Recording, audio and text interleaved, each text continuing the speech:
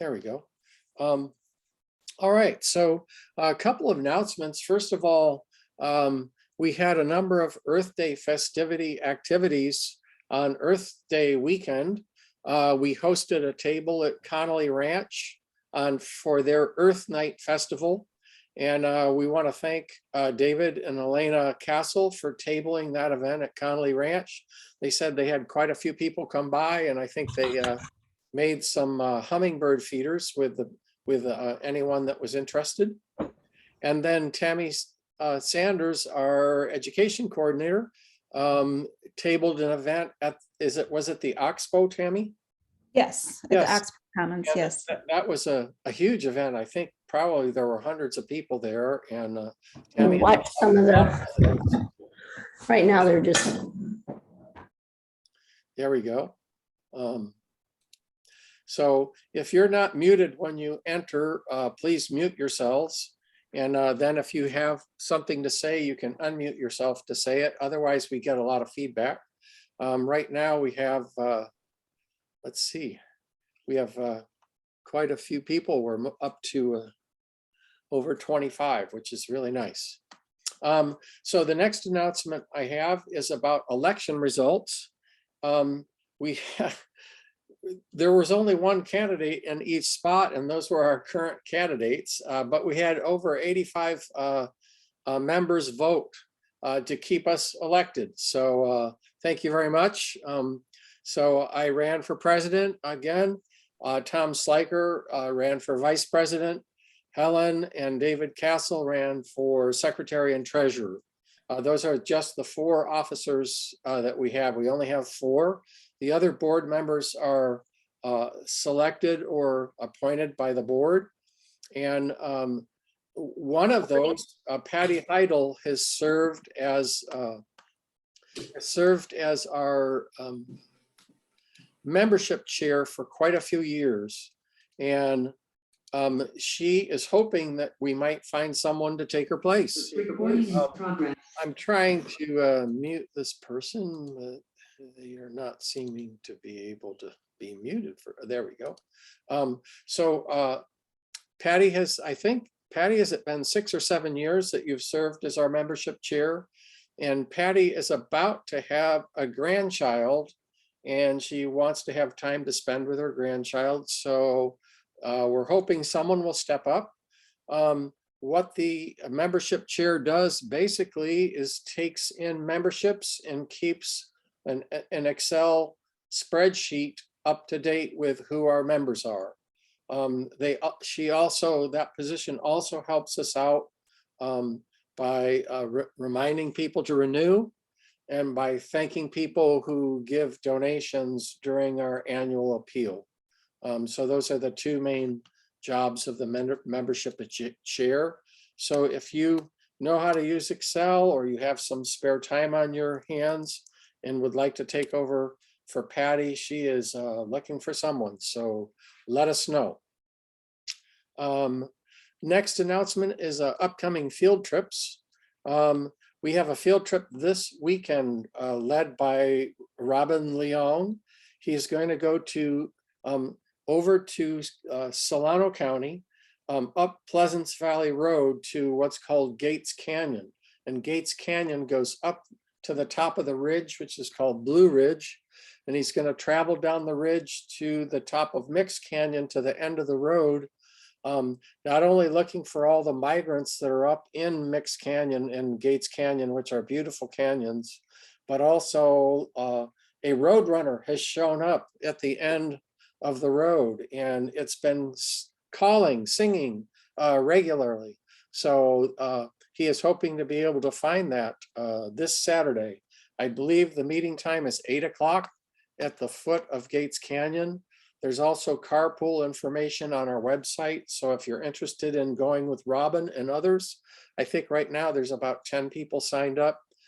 Please join Robin on Saturday morning, 8 o'clock at the foot of Gates Canyon on Pleasance Valley Road.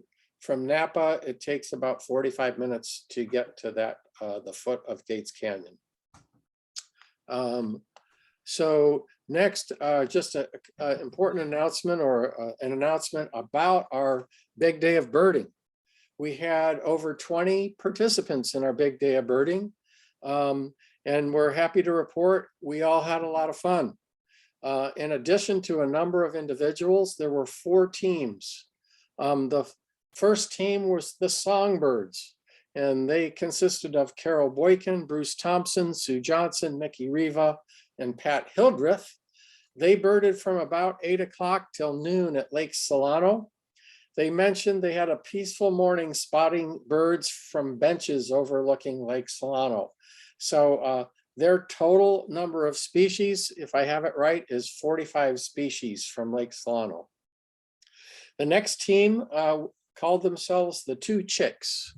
They were Pam Condos and Angela Sistone Zierenberg, and they birded the morning hours at American Canyon Wetlands, Huachuca Marsh, Milton, and Duhigg Road area. And they managed to pull up 60 species from that area, which is fantastic. The third group were I called them the Red Robins. They were led by Robin Leong. Tom Sliker was there, Pat Friday, Elke Wood, and they birded from 9 in the morning till about 3 in the afternoon. They started at American Canyon Wetlands and then went in the Benicia Vallejo area.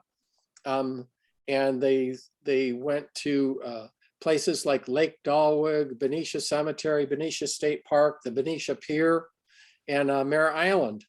And they totaled 77 species. So not sure if someone was trying to mention they might have been on the team. But from what I know, they saw 77 species. So then the next team was a team of young birders that I helped to drive.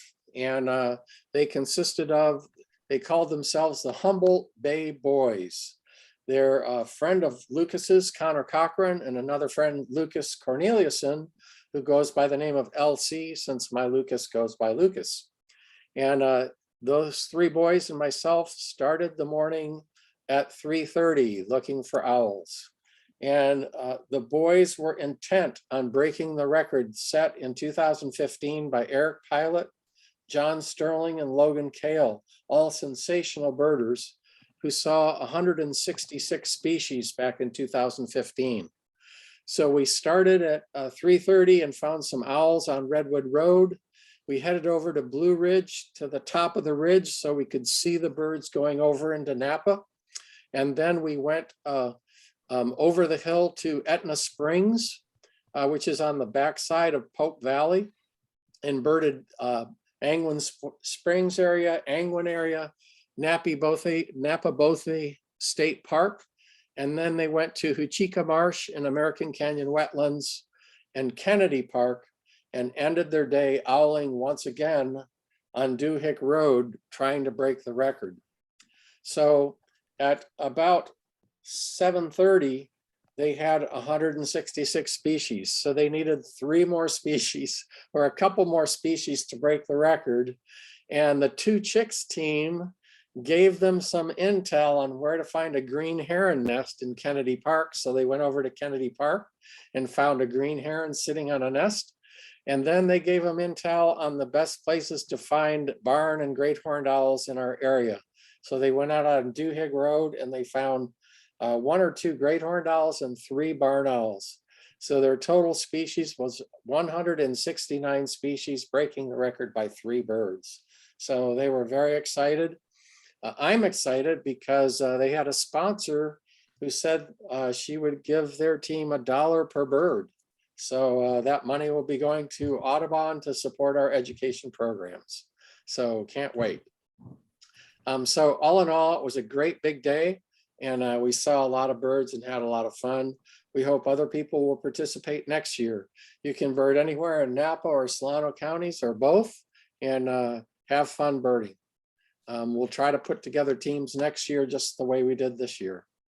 A quick update on the environment. Caltrans and the Pell Group have been working on rebuilding Highway 37 that goes across the top of the bay. And another group called the Baylands Group is really strongly pushing for them to accept the route on the existing Highway 37. They have, I think, 6 or 7 different possible routes that they may agree on. And a lot of them go further north and would enter either right in the town of Napa, and then for people going to Fairfield and Vacaville, they'd have to go back down through Jameson Canyon.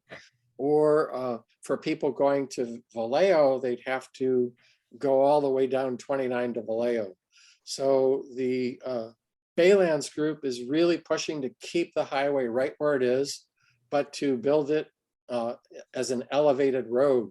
So it wouldn't be impacting the marshlands that are in that area any more than have already been impacted. It would just elevate the road because of the rising seas. And you can find out more information on that on the Baylands Group website, which if you just Google Baylands Group or State Route 37 corridor projects, you'll come up with sites on that project. It could be as many as 20 years before this road gets completed. And if you've ever tried to go across 37 at commute time, you know we need a new road. So next on my agenda is to introduce Tammy Sanders, who is our education coordinator. She's sitting up on the top row, a couple down from me. Hi, Tammy. And Tammy's going to share a little bit about what they've been doing in the school group program. Tammy's our education coordinator, and we also hired Louisa Liu, a Davis graduate, to be our education intern. And together they have been serving in Napa and Solano schools. And currently, if my database is correct, they've worked with over 500 kids, and they've had over 1,500 student contacts. So, and all of that has happened just this spring because schools wouldn't allow visitors in due to COVID until starting at the end of January. So I'm thrilled to have Tammy share a little bit about her program with you before we head on to this evening's program. So Tammy, take it away. And you're gonna have to unmute yourself. Let me see if I can do that for you. Let's see, Tammy, unmute. You might have to, yeah, I think you're unmuted now. Talk, okay. Yeah, there you go. I can hear you. Can you see my screen? Not yet. So go down and click on the green share screen button. Yeah, that's what I just did. And then it moved over to my. And you select the PowerPoint that you see running on your desktop. Yes. So click on it. You might have to double click it. Is it showing it now? No, it's not yet. Yeah, I can, it moved everything to the side. I apologize. I haven't done this before, so I don't know what happened. I clicked the share and then it said, let me see. Something about, okay, sorry. I don't know if I can get back to that screen. So I don't see it yet. I'm going to go into speaker view now. So now we see you. So let's see if, yeah, if I click on mine, I'm going to share my screen. So do you see that little green button that says share? Yeah, hold on. It's saying something about open system preferences. Okay. There's some kind of security thing. When you click on it, oh, you might have security that I don't know about. When I click on mine, I actually see all the programs on my desktop. Yeah, the PowerPoint's there, but I'm just trying to figure out what it wants me to do in the security thing. Sorry about that. Try clicking on that program and see if it just takes over the screen. So 1 second, I'm not sure what it wants me to do. It just took me to security and privacy. And then I've got camera, it's allowing Zoom for that. Yep. And you might you might need to allow screen sharing. Does anyone out there know how to solve that problem? If you do, unmute yourself and let us know. Input monitoring, Yeah, that could be all it. apps below to monitor input. No. Sorry. So why don't you just tell us in your own words a little bit about what's been happening? Um, And if we figure it out, we can interrupt our program and share it. okay, so basically I've been working with a few different schools in Napa. I have some great pictures. I'm hoping I can figure out how to share it, but they have been mainly primarily 4th and 5th graders. We started out in January as soon as they allowed us to come in with at Willows Elementary School. Thanks to Mark, who was able to get a connection there right away. And we started out with the 4th graders. I have a variety of presentations that I do. And what I do is a 4-week session with them. Each week we have a different presentation. And then after the presentation, I have some pretty cool hands-on activities. And I try to do, the short presentation and then allow them to do something fun afterwards that's connected to the original presentation. So there's an adaptation, there's a diversity presentation, an adaptations presentation, song, bird calls and songs is another one. Sorry, I'm blanking out on all of the different ones that we did, and I've just been kind of experimenting with different activities that they can do. And then on the 4th week, we actually take the kids out bird watching. So we can only do it, unfortunately, for about 20 minutes because of the sizes of the classes. We're doing the entire 4th grade, so it tends to be about sometimes 60, 65 kids. So I'll take them out in a small group, and Mark's been helping me, and also Louisa actually showed up today. I went to McPherson Elementary School for the 5th grade, and she was there helping me take the groups out just around the schoolyard. Actually at McPherson, there's a park right next door, O'Brien Park. And they were allowed to go into O'Brien, which was nice today. But for the most part, we've been just birding around the schoolyard and checking things out. And it's been great. I mean, you don't see a ton of different birds, but for their first time, just to get a feel for how, bird watching actually works and get excited about spotting a bird. I mean, they were excited about seeing crows, even though most of them had talked about crows the whole time and knew crows, because the crows apparently love to show up at the outdoor like cafeteria area. And so that's it was just fun. We were able to talk about bird calls and how it's important to listen for birds as well as look for them using your eyes and ears. And also working with I'm working with Napa Wildlife Rescue as well. And so what we've been doing is bringing them in on the last day. We'll do the bird watching.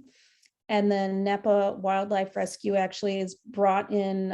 At first, they brought in Maddie, the red-tailed hawk, and all the kids would gather in the cafeteria and watch this presentation where she'll bring in the hawk and talk about all the different things about the hawk. And then the kids get to ask questions and they get really excited to be able to see this live bird.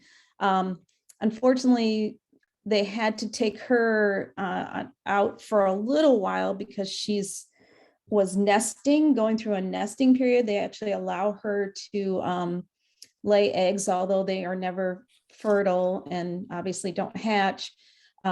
Because it is important to her health to go through that, they let her do that, and she was out for like I don't need your help.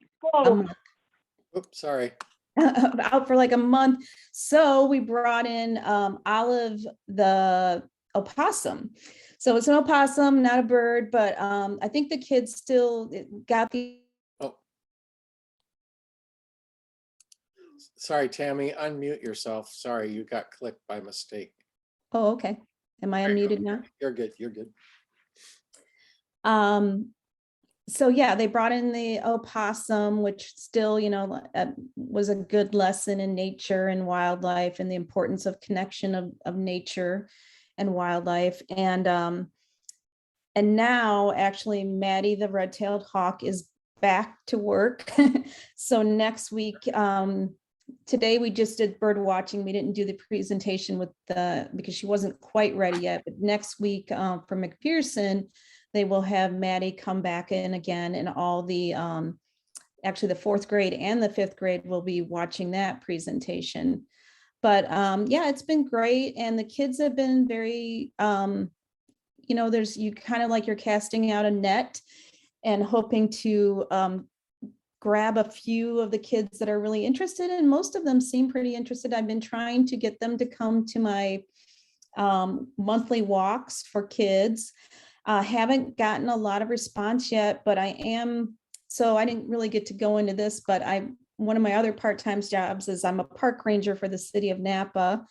And I do a few programs for them, but mostly I'm closing the parks and opening the parks and a few random days. So I'm speaking with the Heather Rodriguez of Parks and Rec. She's helped to run the summer camps this year. And she wants us to come in maybe once a week and work with their summer camp, which is going to be at Kennedy Park. So as a part of that, I decided to ask her if we would be able to maybe post our walks, at least the kids' walks, that I'm doing on the Parks and Rec website. So people would actually be able to go on there along with all the other programs they have with the city and register. And it would be, there would be a lot more visibility, I think. And it would just hopefully get us a few more participants for that particular program. So I'm still waiting to hear back from her. I'm sure they'll do it because I know they're really appreciative of us that we're going to be coming and doing the summer camp. So hoping, that will probably go through and we'll be able to do that. And that might increase some of our participation for the kids program. Sorry about this. I really have some cool pictures and I'm hoping maybe at some point I can show you, but. And if you figure out how to do it during the talk, then I'll let you either cut in or do it at the end if you're still able to be around. Yeah, so, maybe Tammy undersells herself. She's really done a fantastic job. Some of the presentations were originally made by an intern, Alex Green, that we had for 2 years as an intern. And then I doctored them up with some nice newer pictures. And Tammy and Luisa both have done sensational presentations at the schools. And they've included a lot of really fun hands-on activities. So kudos to Tammy. And we're looking for I the have next a question. Yes. I have a question. Is there any plan to move into Solano County schools? Luisa is in Solano County schools, and she's been in Benicia at Mary Farmer. And we got started a little bit late due to COVID, but we're hoping that she will get into more schools in both Benicia and other schools, other cities in Solano County starting next year. So I have another question too. I don't know if Tammy knows the answer to this. She said that they let the red-tailed hawk nest because it's important for her health. How does it impact her health to have none of her eggs ever, fled? Oh, no, honestly, I should talk to her more about that when I see her next. Because I didn't really get a chance to find out all about that. But yeah, I'm not totally sure. I wondered about that too. So yeah, I'm sorry, I don't have an answer right now. Okay, thank you. Good question. Yeah. All right, well, we have a lot to cover in our program, so I'm going to thank Tammy, and we'll get started with our presentation. Lucas is going to come up. Lucas is in the midst of final exams, so he may not be able to be here the whole time, but Lucas and I and Carol just got back from 10 days in Texas, and we had a great trip to Texas. We saw in our 10 days there almost 300 species, and I'm looking forward to putting together a slideshow on Texas spring birding, maybe for next year, we'll see. But we flew into the Houston area and birded High Island and Sabine Woods. If you've ever been there, it's south of Houston. We went through Corpus Christi and over to South Padre Island, and then way over to the Rio Grande, and then up back through Corpus Christi and up to San Antonio area. All in all, we had some great birds, some lifers for both Lucas and I in the US. We found paraques and Check-Will's widow. We had close-up views of upland sandpipers, which are really an exciting grassland sandpiper. We had stilts, white rump and buff-breasted sandpipers. They're all very unusual for California, and it's really fun to see them. We got a chance to see Wilsons and piping plovers that are endangered, along with tricolored herons, little blue herons, yellow-crowned night herons, reddish egrets, white ibis, roseate spoonbills, and limpkins. So we're looking forward to maybe putting together a slideshow of some of the birds we got a chance to see on our Texas trip, maybe for another year. And Carol and I are going to try to. Carol went there and birded with a group, and they went a little further east than we did. So they got into the big swamps and stuff in Louisiana. So I can't wait to hear her trip experiences. Carol Boykin is our field trip coordinator. All in all, we got to see 35 species of warblers. So it was almost amazing as the biggest week.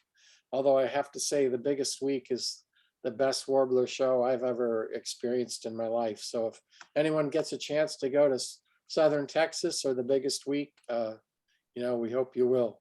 So Lucas has joined me now. Let's see if I can turn the computer so he fits in. Come closer, Lucas. Thank you, Ken. And we're going to share our screen anyway, so you probably won't see too much of us. So here we go. Let's see if I can share my screen. I'm hoping I can. There we go. And then you click on the share button, and I'm going to click on the present button. And so now I'm hoping that you guys are seeing my Arizona birding. Can you see? Can you see it? A greater roadrunner? Yeah. Is that taken over your screen? Okay, good. Thumbs up from the 2 or 3 people that I can see. Okay, and can you hear us okay? Perfect. Okay, so Lucas is here. We took a trip last spring from April 1st to about the 12th of April, and had a great time. Let's see. Okay, there we go. And on the way to the airport, we got to see this. Here we go. I've got controls going all over the place here. On the way to the airport, we got to see this Swainson's hawk, beautiful hawk from the Central Valley area here. Okay, see. So next, we've thrown in a map here to just show you the places that we went to. We've been to, whoops, somebody's got some feedback. So if you aren't muted, please mute yourself. There you go. No, it's the one below. Do you see it? Below. Right there, the green. Yeah. That's that. Yeah. All right, there we go. All right, sorry about that. So make sure that you're muted, because otherwise we hear a lot of feedback and background noise. Sorry about that. Yeah, you can just, so here we go. This is a map of most of the places we're going to take you on this particular trip. We've been to Arizona probably 5 or 6 times. Lucas and I have been there 3 times, and I've been quite a few times without Lucas. But we fly into the Phoenix area right here in southern Arizona. Hey, and Mark, your slides are not advancing. They are. They're not. Okay, good. Is it still on the Roadrunner? Yeah, it's on the Roadrunner, and maybe press presentation as well. That way the Yeah. slide will take up the whole screen. Okay, good. Thanks for letting me know. Hit the green button, top left. Yeah, let's hit see. that. How do you see a map now? Oh. Yes, much better. Thank you. Okay, good. Well, let's get back. to Something it. just got. messed up. I lost it on my screen. What? Hang on a second.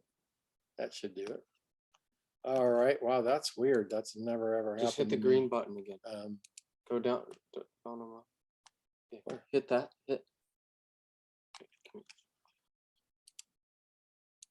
There we go. And click on this slide. Just start. Okay. Okay, here, let me go now. So, Does it show the Roadrunner now, or? oh, this is weird.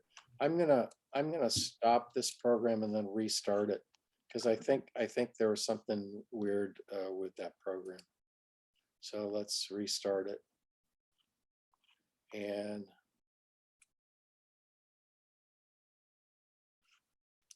okay, there we go.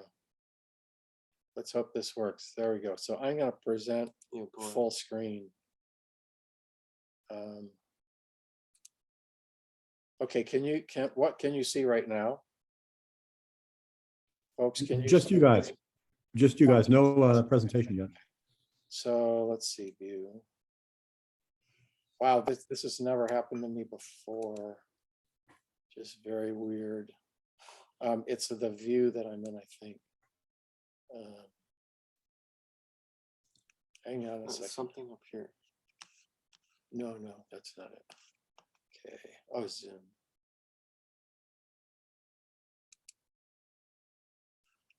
There, it's this. Okay, can you see a Roadrunner now, folks? Not yet. Okay, you're still seeing us, right? Yes. Wow. Okay, let's see. Where's the zoom? All right. You need to share screen. Yeah, I'm gonna do it again. Now let's share it. How's that? There you go. There you go. Okay. So I'm not gonna touch anything in hopes that Yeah, it's gonna work. probably So- for the best. So the first slide, now can you see Swainson's hawk? Yes. Yes. All Yes. right, perfect. Thanks for Just don't keeping touch us it. posted. I'm only going to touch the arrow key from now on.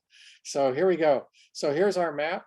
And you can see we started off in the Phoenix area. It's the easiest place to fly in from the Bay Area. They have a lot of nonstop flights. And then from there, we went down into the Tucson area and went to places like Mount Lemmon. And then we went further south down along Highway 19 down in here to the Tubac Hawk Festival, and then eventually over to Patagonia Lakes area and the Patton Center for the Hummingbirds, and then over to Sierra Vista area and the Huachuca Range, Huachucas.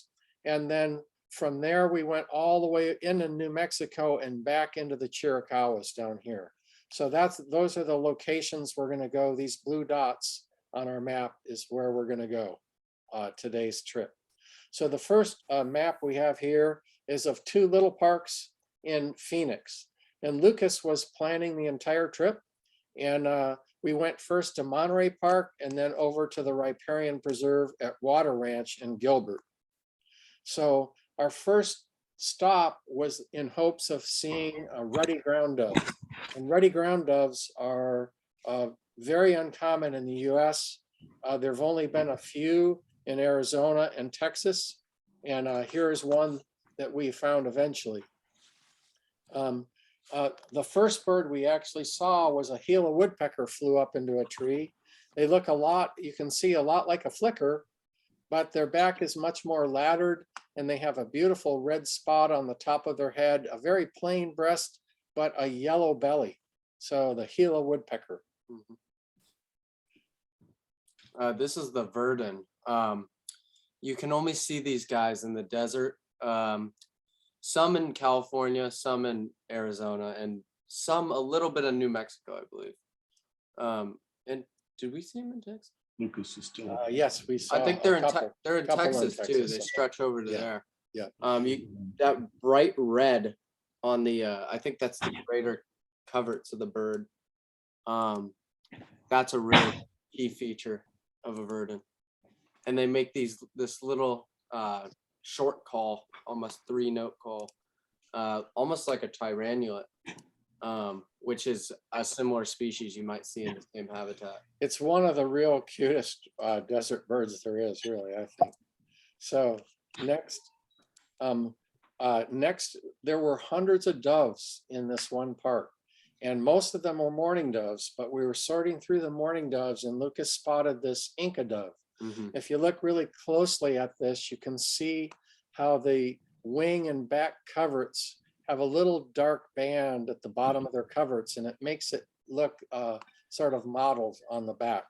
A little Inca dove. You can see it doing its walk right there too. They love to just walk around on the. That campground? Where they put. Yep. We're So back in- somebody's computer is not muted. So if you can look and make sure you're muted, it's hard for us to mute everybody. Other. No. Yep. There- So anyways, if you can just keep your thing muted, because otherwise it's got really strong feedback. So in addition to the Inca dove, we finally looked through the pack and Lucas came up with a ruddy ground dove. And you can see how different they are from the Inca dove. See how Speckled, scaly scaled, yeah. the back is. And the ruddy ground dove has a very smooth back with these black slashes on it and a bright red eye. Also, if you look at the long tail on the Inca dove, when you're in the field, you're gonna see that first thing, that long tail that drags behind it. And also in flight, it sticks out because it's red. They both They have both have red tails. They both have some red on the underwing too when they fly, which is very Wait, pretty. so- It was hard to get a shot of that. Also, if you compare the legs, this one's like a more pinkish with the black claws, and this one's just like really bare, Sort of flesh color. fleshy. Yeah. So next in the park were lots of sparrows. It's a very big grassy park, and this is a lark sparrow that we found. And also in the park was chipping sparrows, quite a few chipping sparrows, which is a really nice bird. Almost all of these photos you're going to see today are from Arizona and from our trip. A couple like this one I inserted because I got better pictures of chipping sparrows somewhere else. But for the most part, the pictures you see are going to be taken at the spot that we're talking about. So we next went to the park over further west called the Riparian Preserve at Gilbert Water Ranch. And the very first bird we found was a Gambel's quail. So Gambel's quail is sort of the Southwest desert quail. If you look carefully, you can see they have a white belly right here, and then a big black spot in the middle of the belly with very little streaking. If you compare that to a California quail, that's our quail, look at all the scaling on their belly and breast with an orange dot. So the Gambel's has a black dot Plain. on a plain belly, and our quail has a very scaly, beautiful yellow and gold belly with an orange spot. So that's the difference. I can't, yeah, well, maybe. So anyways, I'm gonna say. Yeah, go ahead. This place that we're talking about, this Gilbert Water Ranch, is it's I believe the #2 hotspot most seen birds in Arizona, in all of Arizona. And I think that's because partly there's a lot of birders in Phoenix, so a lot of birders just go there. And also partly it has so much water. So did Birds you in the jump, desert, they see water and they just go right to it. It's like a mecca for so on birds in your the desert. screen, did the map pack pop back up? Everybody? Mm-hmm. Yeah. Yes. Hey, perfect. So Perfect. I think it's working now, Awesome. So, finally. so you guys can see those ponds right there. There are a lot of ponds and it had a lot of waterfall. But we were also in the woodland part of the park. So now you should be looking at a black-chinned hummingbird that we found. And that was really cool to see black-chin hummingbirds. Now, we have those in the Central Valley, but they seldom come over to our part of the state. So black-chin hummingbird. We heard a thrasher in the thicket, and Lucas crawled down into the thicket, and sure enough, there was a curved-billed thrasher. Now, at this particular preserve, the curved bills were really hiding. But if you go to other parts, suburban areas of Phoenix, the curved bills will be right in your yard, and you get better views of them than the one we had of this one. Yeah. But we wanted to make sure it was a curved bill and not something else. Another common bird of this area is the Abert's towhee. It's very similar to our cow towhee, but not as much orange under the tail. There's a little bit, and it's got this dark blob in the face that's much bigger than the cow towhees. Their call is also similar. You'll hear it wherever you go almost. It's like this big, this pip noise, sort of like a cow towhee, but a little bit higher and a little bit thinner. So it is a water park, and there were a lot of water birds. Here, obviously, American white pelicans. And then swimming in the water were cinnamon teal and these green-winged teal. I didn't take a picture of everything because we've seen them, but there were also— I think there were blue wings as well. Yeah, and long-billed dowitchers. So this is the long-billed dowitcher, and we have those coming through the Bay Area or leaving the Bay Area right now. They overwinter here. So as we flew in around 1 o'clock, I think, we went to those two parks, and then we had just enough time to go to West Ina Road, a little bit south of town. So we headed over there in the hopes of seeing a Mexican duck. And it's on the Santa Cruz River. And this we at first from a distance thought we had a chance of being a Mexican duck, but you can see right here, the breast looks just like a mallard. It does seem to be a hybrid because it's got a lot of white in the tail coverts, and the bill isn't quite like a mallard, but so this is a hybrid Mexican mallard duck. Lucas spotted on a rock in the river this little spotted sandpiper, still in the winter plumage, even though it was April. So then our target bird for going to the Santa Cruz River was this bird, the northern jacana. This is just an amazing bird. Once in a lifetime experience, really. For Arizona, every Arizona birder got to see this thing near Tucson, on the edge of Tucson. And at first we had trouble finding this bird because we went under the bridge and we couldn't tell where the directions were if they went under the bridge to see this thing. So we had to go back onto the bridge, and we had to walk alongside the bridge actually. And there was this little platform that you could step off the road to go on, and we looked straight down, and this was almost the first bird we saw. So jacanas are actually a Mexican and Central American bird. We actually saw them in Costa Rica when we were in Costa Rica. They're a relative of stilts, like a blackneck stilt, and as well as they're somehow related to rails. But yeah. Look at their feet. Their toes are maybe the longest of any bird its size, and they spend most of their life wading on top of floating reeds like these cattails that are here, I think. Do you know anything about their nest? The one thing unusual about about this species is the female lays eggs in a nest and then leaves. So the male actually incubates the eggs and takes care of the chicks. And meanwhile, the female is off probably finding another male. So very interesting bird. It's back to front to most species. So night was coming on and a great-tailed grackle was calling from the line.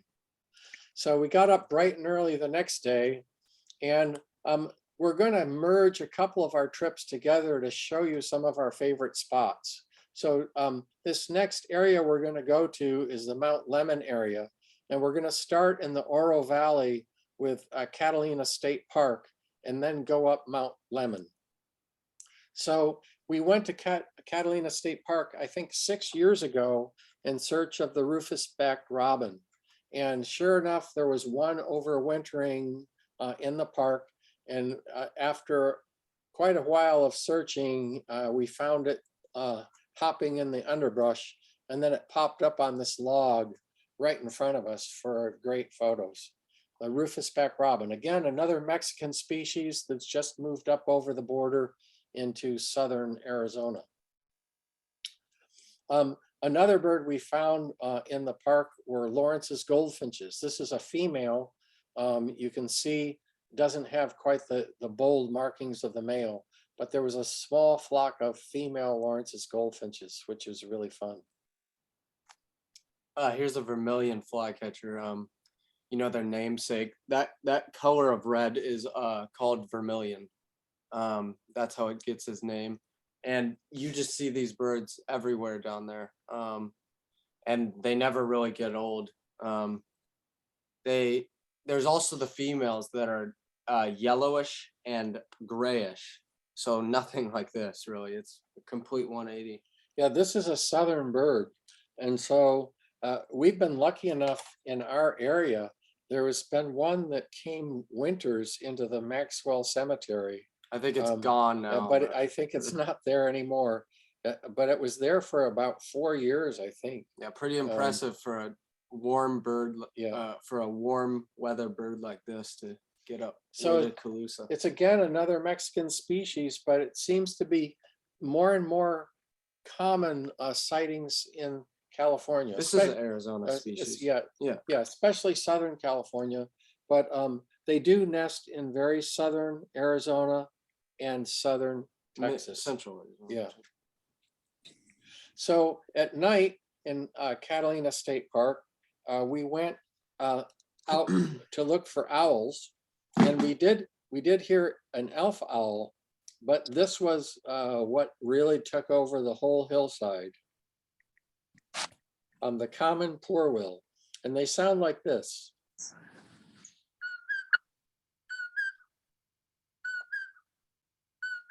Can you all hear that?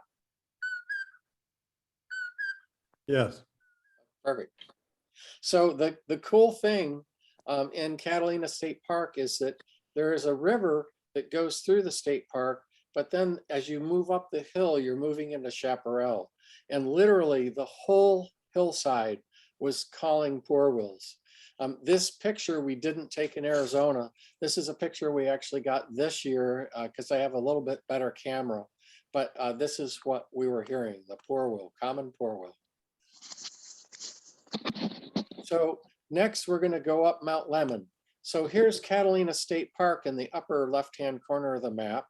But to get up Mount Lemmon, which is right here, you have to go all the way around the mountain to the south end and up a 30-mile road that goes from the valley floor way up to 9,000 feet, over 9,000 feet. What's spectacular about that is you go through all of the ecosystems and you get to see birds at each level that are slightly different birds.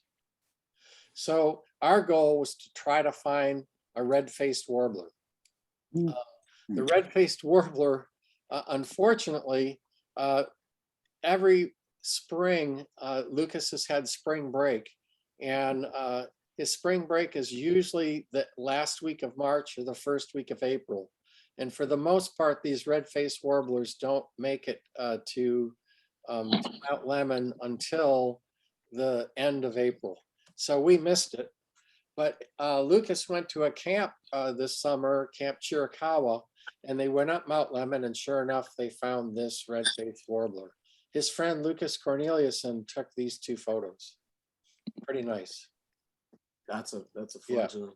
So here's another warbler that we heard there. And the first time we were there 6 years ago, we didn't know what this was. So we were hearing this call that's sounding like this.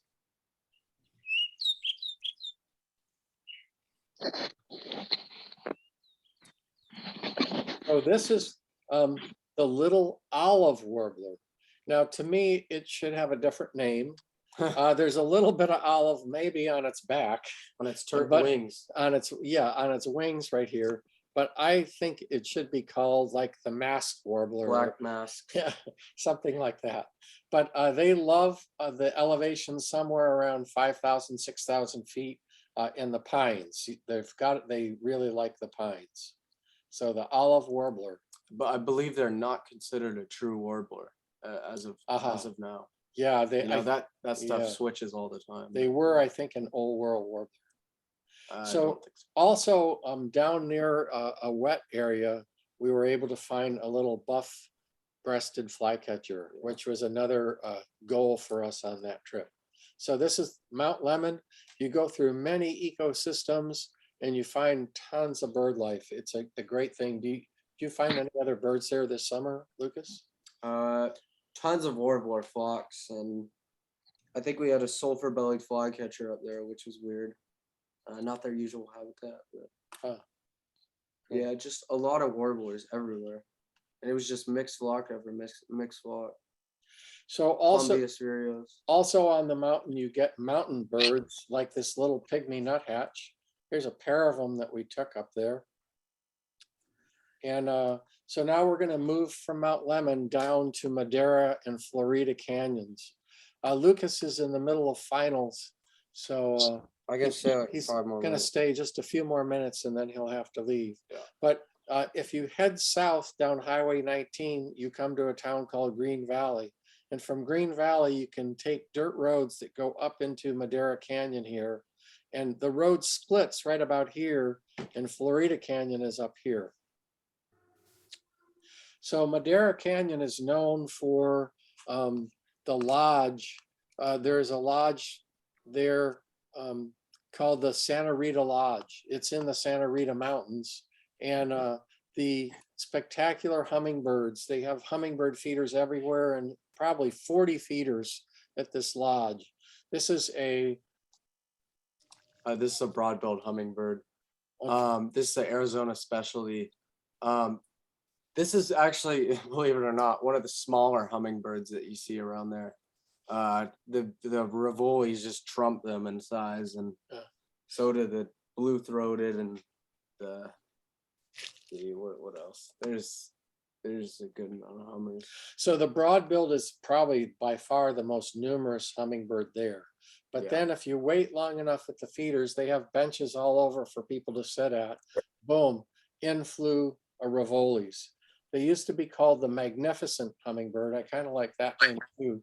But now they changed the name back to Rivolis. No. Or is it the other way around? Yeah, I think it used to be called magnificent. Yeah. They changed it to Rivolis because there's another Mexican species that is Talamanca hummingbird, which has a blue throat instead of green throat. So this is the male, a very bright green, what do you call that? Gorget, and a sort of a green belly. And then here's a side view of it. And what's amazing is this is that a broad-billed? This is a broad-billed hummingbird, I believe, right next to it. Look at the size comparison compared to the two. And that's the best shot. Here's the female. That's the female next to a broad-billed, and look at the size comparison there. They're almost 5 inches. It looks like it belongs in South America. Yeah, that shot really. Super large hummingbird. The Rivolis hummingbird, previously the magnificent. Also coming to the feeders was this black chin. You can tell that not only is their gorget here black, but they have kind of a very straight demarcation between the white and the black. Yeah, big white collar. A big white collar. Here's one in flight. And here's a new hummingbird we waited for. This is a female broad-tailed.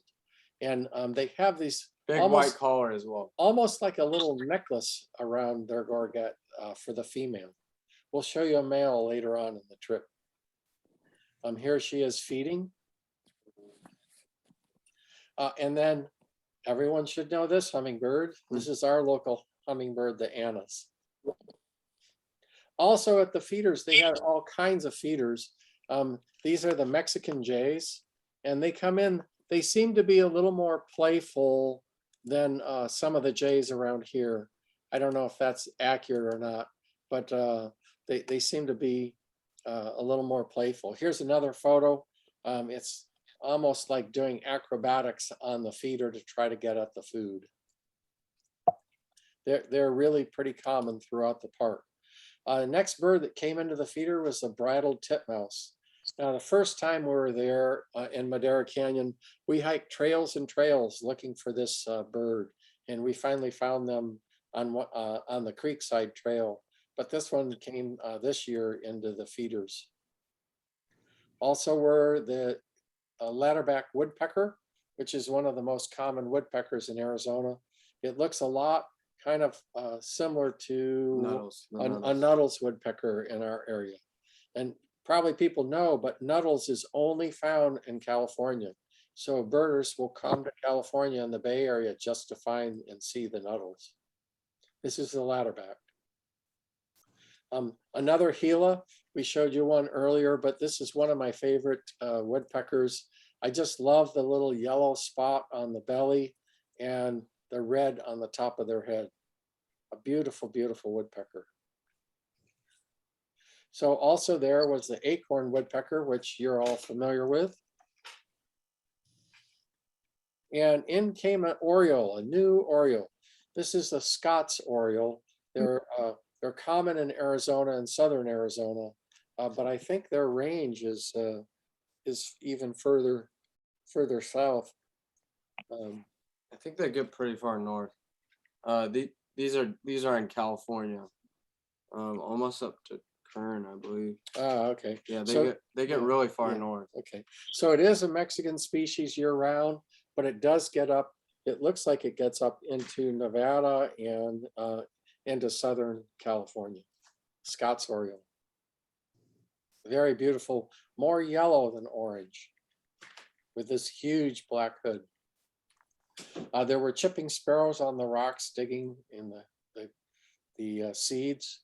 And now The coolest thing about Arizona is you get the variety of juncos. You get 4 junco subspecies if you just go to a place like this, Madera Canyon, which is really crazy for a California bird. So- you never see 3 at one subspecies. point, I think they might have been considered different species. Now this is the pink-sided, which is considered a subspecies. And here is the Gray-headed junco. gray-headed, that is a subspecies. And now we see a third one. This which is the yellow-eyed. The yellow-eyed, which is actually considered a different species. Their song is totally different. I think that's Uh-huh. one of the main reasons. Also, they're just completely If there's different. any question, it has a yellow eye. Yeah. Also strutting around the grounds are wild turkeys. I'm gonna take off. Yep, thanks, Lucas. On the feeders all the time are white-winged doves. And you can see the white on the edging of this dove, white-winged dove. But it's a very beautiful dove with a beautiful eye and in all kinds of brown tones on the back. Beautiful white-winged dove. On the feeders are also pine siskins. They come here in the winter, so people get a chance to see them. I just love how tiny their bills are, and they pick out tiny little seeds out of the feeder. Pine siskins. Verdins were all through the canyon. And then if we took canyon trails, we were able to see a number of warblers. This is a Nashville. You can see the bright yellow throat and bright yellow belly, and a very strong eye ring with a tiny little bill, the Nashville warbler. They are here in the West too. They're in the Sierras. They nest in the Sierras. But then this next fellow that looks a lot like it. Here's the Nashville, very bright yellow throat and breast. This one has a little yellow spot here and yellow in the rump, but also that white eye ring on sort of a gray head. This is the Virginia's warbler. So a new species for us on this trip. We also found black-throated grays and a warbler that's common in southern Arizona, the painted redstart. Again, this is a bird that's mostly Mexican, but it's started moving up into Arizona and southern parts of even California. The painted redstart. I'm looking at a map now that shows me They really were just common down in Mexico and Central America, but they've been pushing up into southern Arizona. And occasionally they'll get into Southern California too.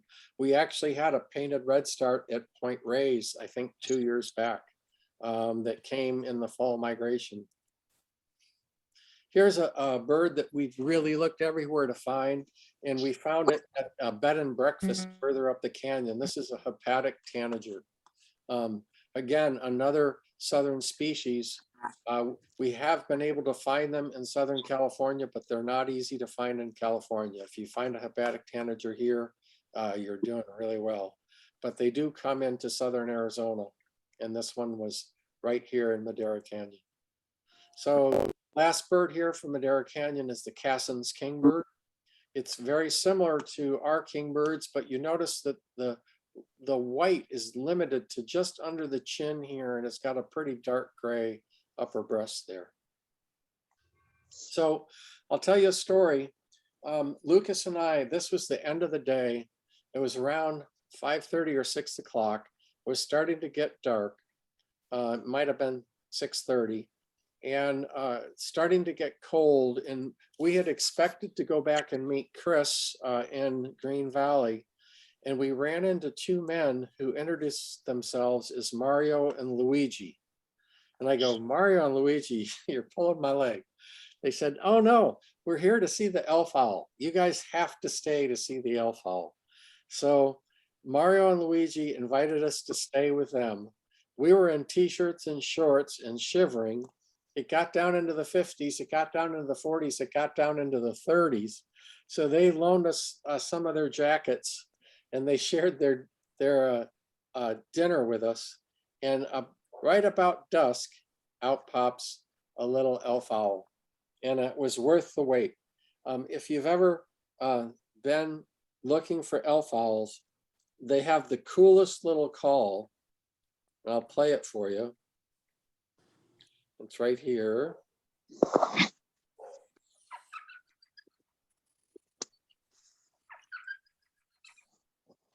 So I don't have camera equipment to take owls at night. So all but one of my owl pictures are from someone else. And this one actually wasn't the Madera Canyon elf owl, because you can see it's in a saguaro cactus. The Madera Canyon elf owl is right by the Santa Rita Lodge in a telephone pole, but it's been there, or relatives of it have been there for quite a few years. So Mario and Luigi helped us find the little elf owl on I think our second trip to Arizona. And it turned out that Mario was Charlie Chase, who was a UC Colorado Boulder Museum scientist, and the Luigi was Stephen Vaughn, who is an Arizona biologist. So they introduced themselves to us, and we had a great time with them waiting for the little owl to come out. So next we're going to go down, we're going to go over to Florida Canyon. So the road that comes into Madera Canyon splits right up here, and it goes over to Florida Canyon. And this canyon is known, especially the grassland right here, for all kinds of sparrows. And we went there hoping to see bottery sparrows and five-striped sparrows. But once again, Lucas's, uh-oh, I did something wrong again. Oh boy. Can you see the map right now? Yes. Yes. Is it on the map? So now are you seeing a sparrow? Yes. Okay. So something's wrong with my screen. I don't know. Let's try that. Nope. Okay. Yes. You. Oh my gosh. Play. Okay, that's better. Okay, so sorry about this. We've been having trouble. So anyways, the first sparrow we came on is the black-throated sparrow, and this is pretty common throughout the South. We even have them in Southern California. Also, this trip, there were phainopeplas, quite a few phainopeplas. I didn't take a picture of one because just a month or two before our trip, I got this photo of a phainopepla over in Marin. And it was such a good picture, I wanted to use it in this presentation. But also we found this sparrow, and this sparrow is the brewer sparrow. And you can find brewer sparrows in California, but it's got such a beautiful song that I've put it in, and this is the song.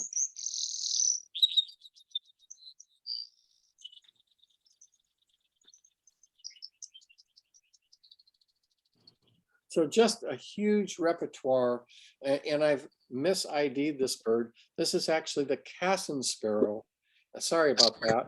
I'm going to show you the brewer sparrow later. This is the Cassin sparrow, and the Cassin sparrow has an equally beautiful song. Here's the Cassin sparrow's song.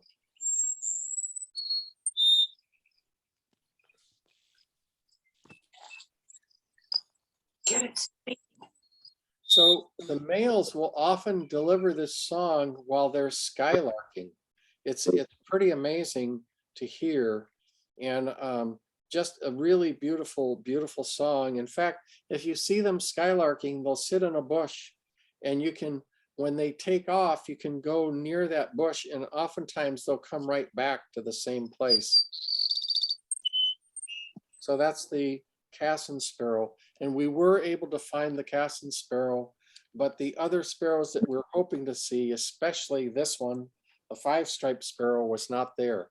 So Lucas and his friend LC went back there this summer at Camp Chiricahua, and sure enough, there was the 5-striped sparrow. So they have a lifer on me. I've never seen a 5-stripe. In fact, in the US, this is essentially the only place that you can find this bird, the 5-striped sparrow. And that one of the reasons I learned about this bird is Alex Green, the old intern for Audubon, went on a trip to Arizona in search of this bird, and he finally found it. What we did have, though, at night were lesser nighthawks, and they were making their sounds all overhead. Here's a picture I didn't take there, but I've taken it other places. And it's a pretty common desert nighthawk. This is a picture of one that was landed on the ground near us, near the Salton Sea. And I just included it here because it's the best picture I've ever had of a lesser nighthawk. It shows the incredible earthy tones on the back and the wings. Just an absolutely beautiful bird that blends in with the ground. They spend a lot of their time on the ground. They nest on the ground and are very well camouflaged, the lesser nighthawk. So we went from there down to the Tubac area of California, and I'm going to try to speed up a little bit so I don't lose anyone. But there's a Tubac hawk watch, and then there's also a great walking trail there, the De Anza Trail, and then further south is the Santa Gertrudis Trail. So these are the areas where we're going to next. So the Tubac Hawk Festival happens every March. I think it ends on the 25th of March. And one trip that we were there, we got there in the last week of the Hawk Festival. And this little gray hawk was flying overhead. And this is more what you tend to see when you're there. They tend to be flying over at a higher elevation. But the beautiful greyhawk, just very light underneath with a beautiful band on their tail. This is the black hawk. And I've got some information here on numbers, which is kind of cool. The greyhawk is not as common there as it used to be, but if you go along the river, you can usually find a greyhawk because they nest along the river there. Once again, it's the same river that we've been following. And the black hawk, they average about 300 a year flying over. So let's see here. And so here's a close-up of a black hawk. I got this photo actually in Costa Rica just to show you a close-up. And here's one perched on a limb. So the next hawk that comes through the hawk watch is this hawk And they're often thought to be turkey vultures because they fly with a dihedral, just like a turkey vulture. But this is actually a zone-tailed hawk. And if you look, you can see bands on the tail. Even though it looks, the underwing looks a lot like a turkey vulture, if you see these bands, you know, oh my gosh, this is a zone-tailed hawk. And believe it or not, they had a zone-tailed hawk on the CBC in Sonoma, I think 2 years ago. Pretty amazing find. They have a yellow beak, they have yellow feet, and that very conspicuous band. Also overhead were black vultures. So at the Hawk Watch, probably the black vultures, they average somewhere around, let's see, sorry, black hawks average somewhere around 300 a year. Zone-tailed hawks about 70 per season, you know, for the 3 weeks that they have the Hawk Watch, about 80 black vultures, 1,500 turkey vultures, and then of course red tails, Swainsons, golden eagles, and even occasionally a Caracara. So the De Anza Trail is right there in Tubac as well. And we went this past year there looking because there was a rose-throated Bacard. And this is a female that we finally found. We found it in the vicinity of their nest. This is a giant nest that they make. We couldn't dig up the male, but here's the female. They have beautiful rusty tones in their tail and up around their shoulder. Walking along the stream, this is a dusky flycatcher. You know it's a dusky because of this kind of shape of the head and the big bill and a very tiny primary projection right here. It's a very short primary projection on the dusky flycatcher. Not to be confused with the Hammond's flycatcher. The Hammond's has a very small bill and a longer primary projection. Both of those birds are in the Sierras, and we were able to find both of them migrating through along the creek. Here was a hermit thrush coming through. And along the creek side, there was this Cassin's stereo. You can see the blue-gray head and the eye ring, the spectacle, and the yellow wash on the flanks, the Cassin's stereo. Again, the Abert's towhee, very common along the stream, vermilion flycatchers. And so we went further south to Santa Gertrudis Lane in the search of the green kingfisher. This picture, unfortunately, is not from Santa Gertrudis, it's from Costa Rica. Once again, we didn't find the green kingfisher. In fact, Lucas and a friend that we met walked for about 2 miles up the river in search of one, and they still couldn't find one. But when he went back with Camp Chiricahua this summer, sure enough, green kingfishers flew by. So they got to see it this summer. We got to see green kingfishers in Texas this spring as well. We also were looking for the rufous-back robin and couldn't find that. But what we did find was a beautiful Mexican duck. You can see here, it doesn't have any of the red mallard tones here. It's all speckled or scaled, and it's got the beautiful white coverts in the tail, a very kind of yellow bill and bright orange feet, the Mexican duck. Lots of ladderbacks. And here's a new warbler, the Lucy's warbler. If you go to Southern California, you can see them. They hang upside down. They're kind of an acrobat. They're kind of a nondescript gray, except for they have a beautiful rufous tone on the back of their tail, in their rump area, and some on their head. We'll see one that's displaying a little bit later. Here's a Bell's vireo also along the creek. Bell's vireos have a really, really cool call. Here's a Bell's vireo call. And we have been fortunate enough to find the Bell's. It's a so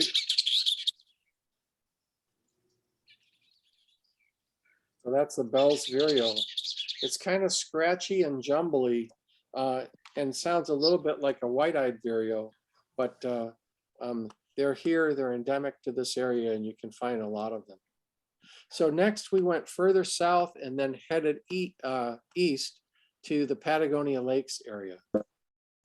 one of the first birds we heard was this beautiful northern beardless tyrannulet. See if I can find that. And they have a really unique call. There we go. Here's their call. So it's a descending cheer, cheer, cheer, cheer. So it's not always that loud, but it carries quite a ways, so you can often hear them. And so we tracked this one down, and sure enough, there it was. And it seemed to be hanging out on this one little tree. And before we realized what was happening, it jumped into this pile of leaves, and this was its nest. So the northern beardless tyrannulet, one of the smallest flycatchers there is. So we're at Patagonia Lakes, and there's lakes and there's neotropic cormorants. If you look at one of these cormorants up close, they're smaller than our double-crested cormorant. And if you look at their face, they have a white outline to the little orange patch at the base of their bill and a beautiful turquoise eye, the neotropic cormorant. We've been finding more of these in Southern California recently. I think they're headed north. Cinnamon teal, of course. And here is a Lucy's warbler. You can see that little bit of rusty color on the crown here. And if they turn upside down, you can find the rusty color right here in the rump. Yellow warblers. And this is another Bell's vireo. So it's a vireo. You can see kind of the thick bill, thicker than a warbler, a little bit of yellow wash down the side, and they're singing all over in this area. Here's another view of one. And the Cassin's vireo as well. So notice how the Bell's does have a little bit of a spectacle, but the Cassin's has kind of this really darker cap with a spectacle as well. Also in the brush, we found this gray flycatcher, which we considered this a great find. They're not that common. They just pass during migration, the gray flycatcher. We had come to Patagonia Lakes. One of our target birds was this bird, the rufous-winged sparrow. It's got this rufous cap, kind of similar to rufous crown sparrows, but it's got a rufous wing patch here as well, the rufous-winged sparrow. So we stopped at a roadside rest area, and there was this black vulture flying overhead, and calling from the roadside was a canyon raven. Pretty amazing. It's actually, the Patagonia roadside rest area is a famous birding spot that's had all these really vagrant, rare birds. So it's worth stopping there if you happen to be in that area. The next place we went is the Patent Center for Hummingbirds. The patents have passed on, but I believe it's the Tucson Audubon Society have purchased the property and they're opening it up. When we were there, COVID had it closed. So here's a picture I took there about 5 years ago when the patents were still there. This is what it's known for, the violet-crowned hummingbird. So you can see this is one of the few places in the US where you can find a violet-crowned hummingbird.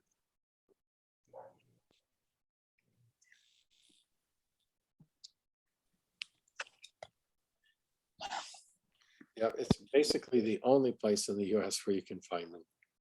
So next to their property is a wash. If you walk down that wash, we were treated to a lot of beautiful birds. So this is obviously a lazuli bunting. We went further down the wash and there was a green-tailed towhee. And then coming to pool was this hepatic tanager. And overhead flew a greyhawk. So quite a nice little journey down this little side canyon next to them. So here we are at the Patagonia Lakes. We're going to go up to Sunita, over to Whetstone, and down to Sierra Vista to go into the Huachuca range. Huachuca range, sorry. And the Huachucas have all these side canyons going up into the mountains that are spectacular for birds. They're basically birding traps. And so we went to go to Ramsey Canyon, We arrived there at about 7 in the morning and discovered it wasn't open until 9. So we went further south and we went up Carr Canyon, which is considered to be almost as good.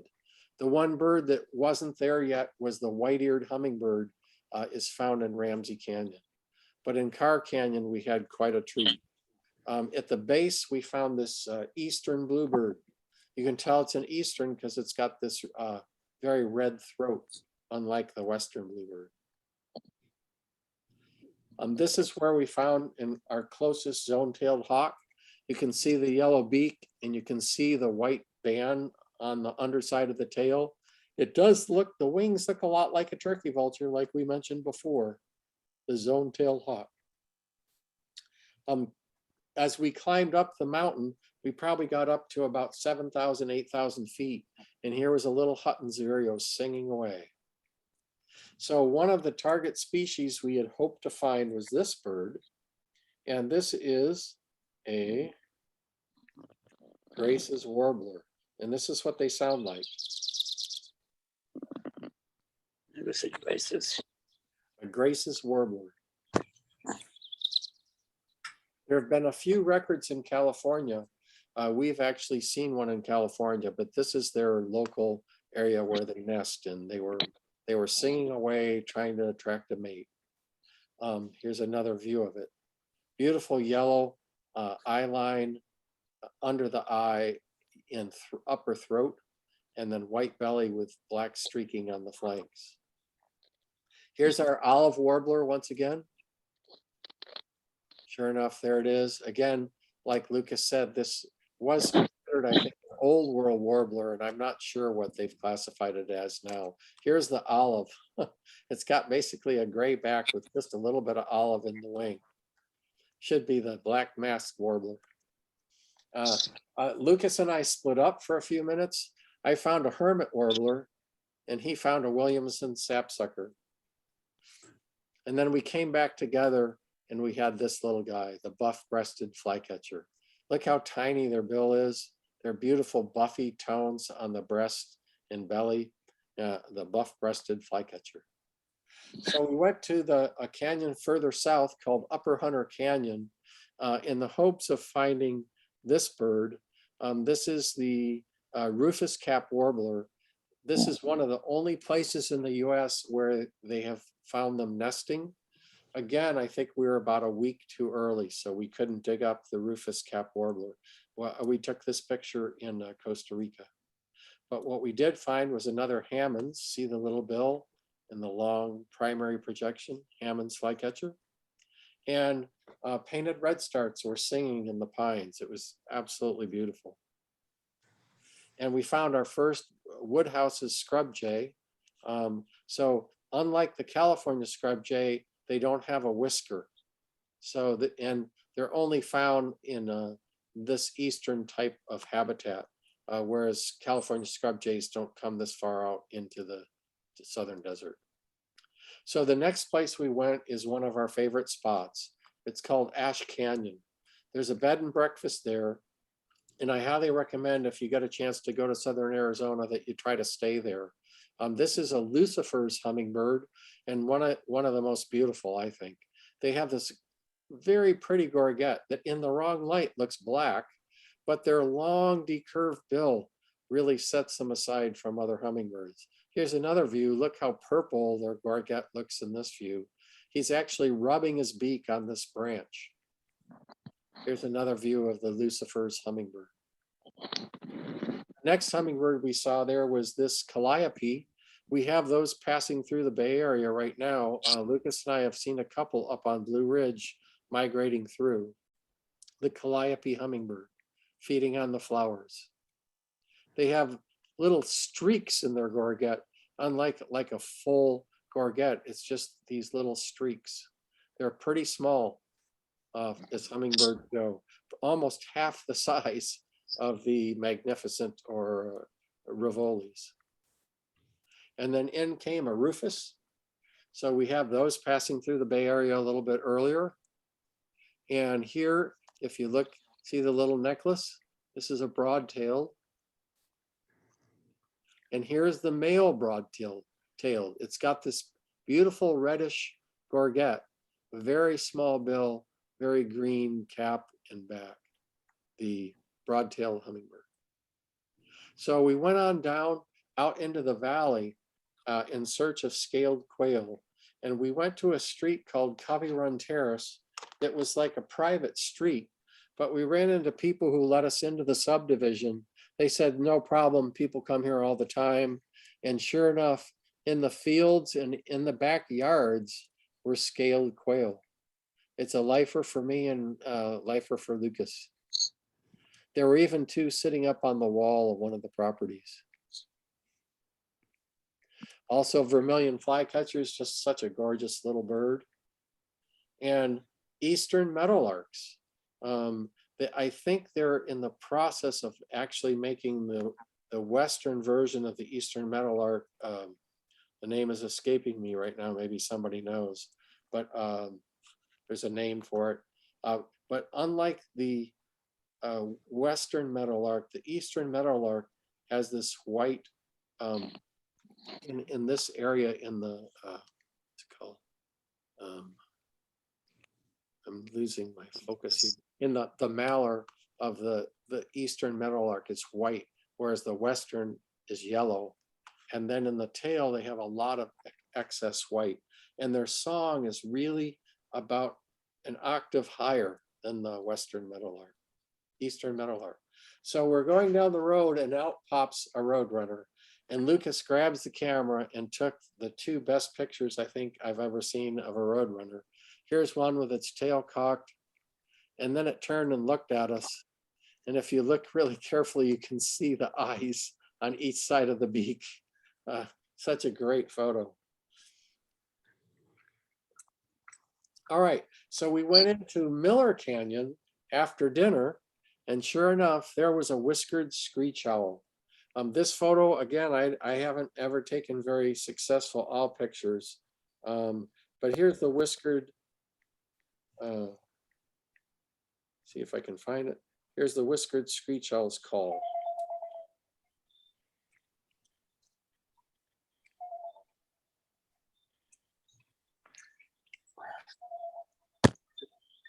So that's the whiskered screech owl, and they're down there in the south. And then to our surprise, we heard a flammulated owl. So the flams actually can nest up near Lake Davis in California. Here's their call. It's a very nasal, slow hoot. So the whiskered screech owl photo was taken by Blair Dudek, and the flam owl was taken by Tim Avery. So thank you to those folks for providing these pictures. So the whiskered screech and the flam. The flam is very unusual and was a really great find. So then we were in Sierra Vista in these canyons, and then we're going to drive through Bisbee and down over to Douglas and way up into New Mexico before cutting back into the Chiricahuas in the town of Portal. So here's the town of Portal, and one of the canyons that goes up is called Cave Creek Canyon. And then one of the roads that goes over the top goes up through Cave Creek Canyon. And this is a place where we're going to visit called the Paradise Cemetery. And we visited the Cave Creek Ranch, and as well as two bird guides ranches right here. So Cave Creek Ranch is another bed and breakfast. It's, if you ever get to stay there, do it. All kinds of gardens and all kinds of feeders and lots of cool birds. This is an Arizona woodpecker. The best photo I think I have of one, this is a female. We saw them in other places, but they're not that easy to get a good picture of. Cave Creek Canyon is known for this little bird. It is the blue-throated mountain gem. Sibley's calls it blue-throated hummingbird, but it's really a mountain gem. This beautiful blue tones on the gorget. If you see it from the side, it doesn't look quite so blue, but you can see how beautiful the wing patterns are and the green on the back.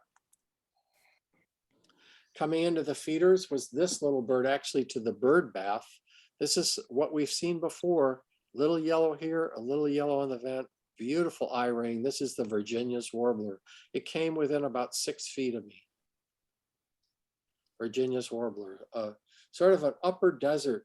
Nevada, Utah, they nest in the upper plateaus of the desert. Another dark-eyed junco. We went down to one birder's yard called Dave Jasper. He had all kinds of cans of jelly out for the orioles. So it brought in this Scott's oriole.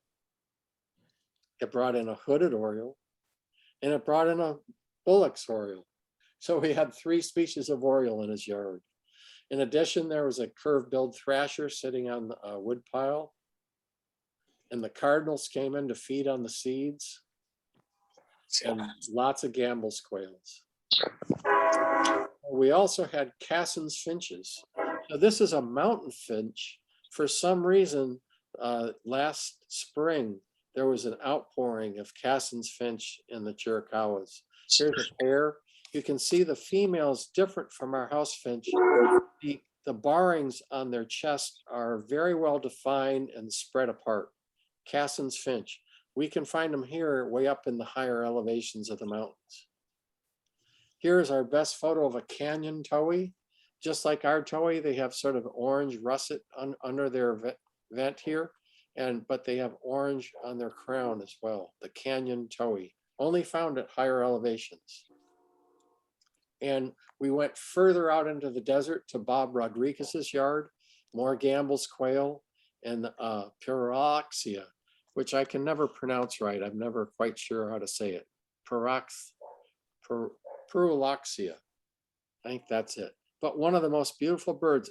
Basically, I think at one point this had to have been a cardinal, but the beak color is very different.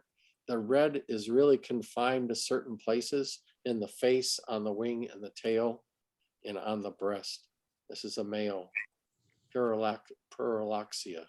They're found in Arizona and Texas.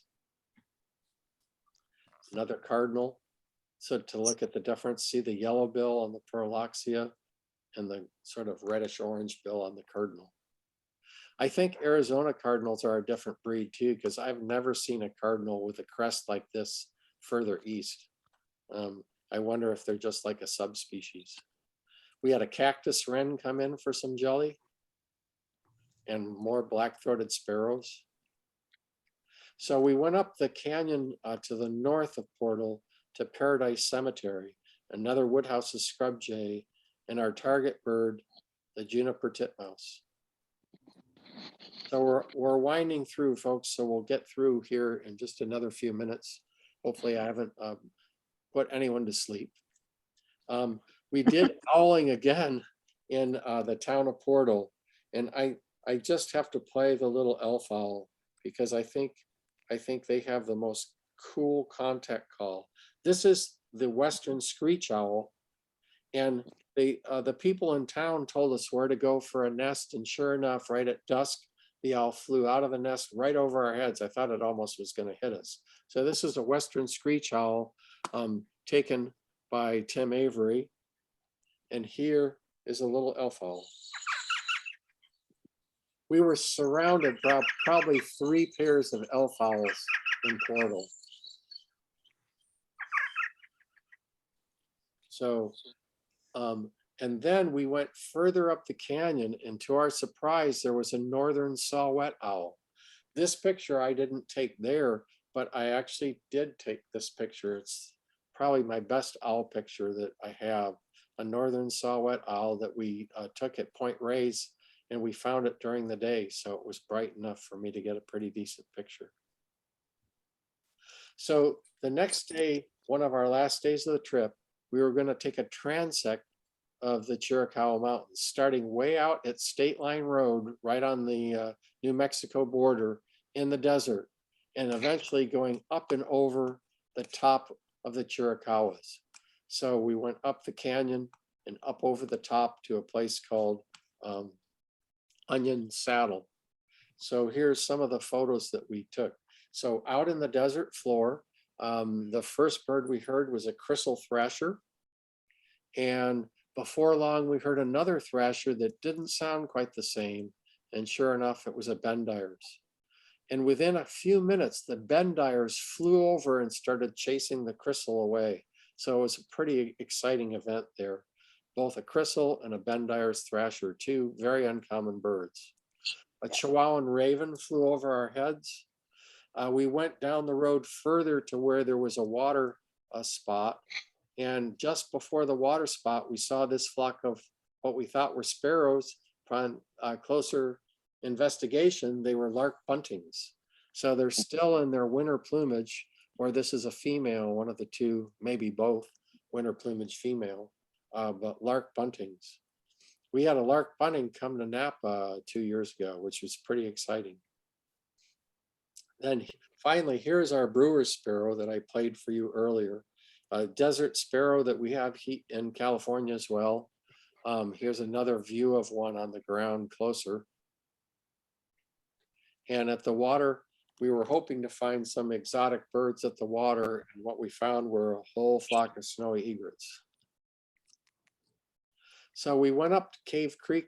We started our transect across the mountains, went up to Cave Creek, the South Fork, and there were lots of warblers there, including this painted redstart. And we went a little higher up and we heard this call. Check out what the Montezuma quail sounds like. It's pretty amazing. Okay.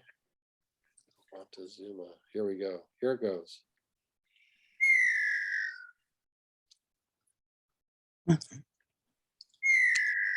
So Montezuma quail are really hard to see. We didn't see one, but one started calling, and before you know it, we were hearing at least 3, maybe 4 Montezuma quails.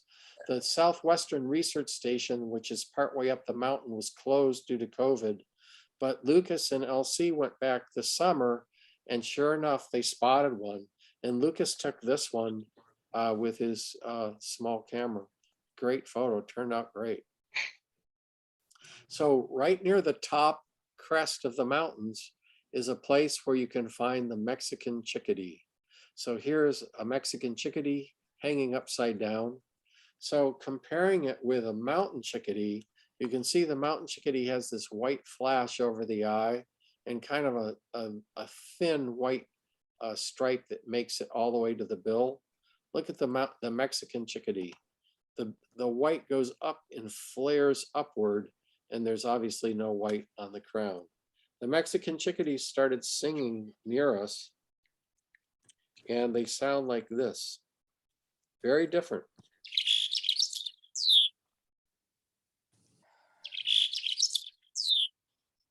So this was a lifer bird for me and Lucas, a beautiful Mexican chickadee, up near the summit, near a campground called Barfoot Spring and Rustler Park Campground. We also, Lucas also found, I should say, this red nape sapsucker. You can see the red on the top of the head that stops right there. There's also red on the nape and under the chin. So now we're back in the Tucson area, and we're going to go to a few last spots in the Tucson area. One is called Sam Lena Park in Kerp. We found our first Harris's hawks of the trip there. Harris's hawks are kind of a colonial hawk. They will hunt together and often are in packs of 3 to 5 to 10. So a really beautiful hawk. A sharp-shinned hawk flew overhead. You can see the very square tail, how the head is almost inset in the wing. And also a Cooper's hawk flew over. You can see how the head sticks way out in front of a straight wing and a very long rounded tail, Cooper's hawk. In near the water were lichen sparrows. And then we went to Sabina Canyon. It's actually one of, I'm getting some feedback from somebody, I think. So in Sabina Canyon, we had hoped to find a lot of different birds, but some of the birds we saw were birds we've already seen, but we had great views of them. So this rufous-winged sparrow was really close, and we got really nice looks at the dark streaks on the malar and the white medial stripe on the rufous crown and the rufous wing spot. Rufous-winged sparrow. We found a little broad-billed hummingbird in a nest down by the dam in Sabina Canyon. Sabina Canyon is just beautiful. There are lots of people there, so go early and you'll get a chance to see a lot of things. Here's a Bell's vireo and a Cassin's vireo and a black-tailed gnatcatcher, which we hadn't seen many of until now. We went over to Saguaro National Park because we hadn't found a gilded flicker, and sure enough, out popped a gilded flicker on top of a saguaro. Was perfect timing. You can see they're different from our flickers. The brown on the head on our flicker is just a little dash of brown. On the gilded, it goes all the way over the crown. Otherwise, they look quite like a flicker. Beautiful yellow shafts in their wings, so they're not like our red shafted flicker, they're more like the yellow shafted flicker. Our friend Luigi told us where to find a Chiricahua nest. And sure enough, we went to his directions, and there was a Chiricahua perched on a saguaro, and we looked closer, and there was a nest. You can see the bill, the head of the mom that's sitting on the eggs right here. Lucas took Camp Chiricahua there, and they were thrilled to get to see a Chiricahua nest. So we're back in the Phoenix area, and we're going to take one last jaunt. We're going to take a jaunt way out here to Parker on the California border in Lake Havasu in the hopes of finding a few more birds. We were trying to break 200 species. And sure enough, near Parker, we found a white-faced ibis. And in the flock of white-faced ibis, Lucas picked out this one. If you look right in the face, there's a blue face. This is a glossy ibis that was in a flock of white-faced ibis. Very, very cool find by Lucas. We also had lots of cattle egrets out in the field and yellow-headed blackbirds. And nearby we had long-billed curlews and Wilson snipe. Enough species to push us over 200. I forget our total. I think it was somewhere around 210 maybe by the end of the trip. Here's a redhead swimming near Parker. I think it's the Colorado River right there. And I hope you've enjoyed our talk. I'm sorry Lucas couldn't be here the whole time, but Southern Arizona is an amazing place to go to bird, and we really highly recommend it. I would say probably the best time to go is anywhere from mid-April to mid-May. The weather is not quite so hot, and the warblers come in about mid-April. The last week of April might be prime time. I'm not sure. So if you have questions, now is a great time. Let's see if I can figure out how to stop the share. Stop the share, and here we are. Any questions, folks? Well, fantastic, Mark. Thank you so much. Yeah, thanks, Nathan. Great. Yeah. I have a quick question. Did you, was it too early to see the elegant trogons? You know what? We missed them by a week. Oh, And we heard on one of our trips, we were there and they were still there in Madera Canyon, and we heard them barking, but we couldn't find them. But Lucas and his group found them this summer. yeah, they're pretty amazing looking. Yeah, yeah. And sounding. I've seen them in Costa Rica, but not here. Yeah, good question. Any other questions? I'm not sure. Hey, Mark, I've got a question. Hey, what's the, I've never been to Southern Arizona. What's the sort of protocol for some of these feeding stations, the hummingbirds, like Dave Rodriguez's backyard? I see hotspots that say somebody's backyard, and I wonder, should I just go and barge into the backyard, or what's the situation with some of these? Well, Lucas tends to barge in, but he's younger and he's got sort of license to do. No, if they're on a hot spot, like Bob Rodriguez is a birder and a guide. And what happened was when we were at the ranch at Cave Creek Ranch, the bed and breakfast there was a guide sitting on the front porch. And Lucas talked to him for about 30 minutes, grilling him, where should we go? Where should we go? And literally everything we did was set up. The guide told us places to go. And so Bob Rodriguez's ranch is open. They actually had a docent there to explain some of the birds. Dave Jasper's was open. I think they both had a little donation, basket or something where you could donate money. So those are open. All of the bed and breakfasts are open to the general public, as far as I know. They've never, you can, like, for example, the Santa Rita Lodge in Madera Canyon, you can just walk right in there. You can park nearby and walk right in. You can stay there too. And I think a lot of places are somewhat reasonable. They're in the $150 range, I think, which isn't wonderful, but it's within reach. That makes sense. So we stayed in Portal. We didn't make any reservations because we always never know for sure where we're going to be. We might stay out owling and not make it. So we didn't have any reservations, and we couldn't stay at Cave Creek Ranch, which would have been super. But we stayed in the town of Portal at the Portal Lodge. And, which is as big as the lodge. Portal is a minuscule town. it's a downgrade from Cave Creek bed and breakfast, I'll tell you that. Yeah. Yeah, but other places, we stayed near Green Valley.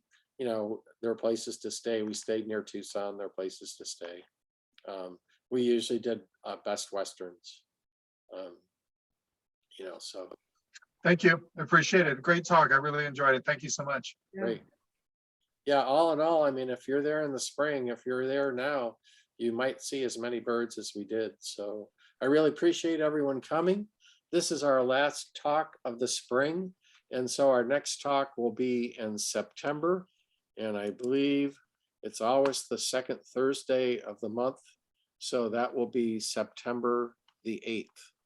So we look forward to talking with people back in September. We have a couple more field trips going. There's a trip going to, Yosemite and Mono Lakes area in the beginning of June. And that's our last trip before the summer. Andrew Ford is back. He was gone to Mexico for a couple of weeks, and he's going to start a weekly walk up next Saturday. This Saturday, if you want to join him, Robin Leong is taking a trip, as I mentioned earlier, Gates Canyon and Mixed Canyon, and possibly Lake Solano. Well, I thank everyone for bearing with us. Hopefully you enjoyed it and learned a little bit about Arizona spring birding. Thank you very much, and we'll see you all soon. And if anyone's interested in being a membership chair, please let us know. Great. Any other questions before we sign off? Going once, going twice. Well, have a great summer, everyone. We've really had a good year. Yeah. I have a question. Sure. I'm not a bird expert to purport to be one, but I'm curious. I guess the scientists, the really bird experts, ones who are done this for years and they got degrees. I don't know what they have. Anyway, is there a term or a term or designation for the male birds who get involved in taking care of the the chicks or the baby birds, in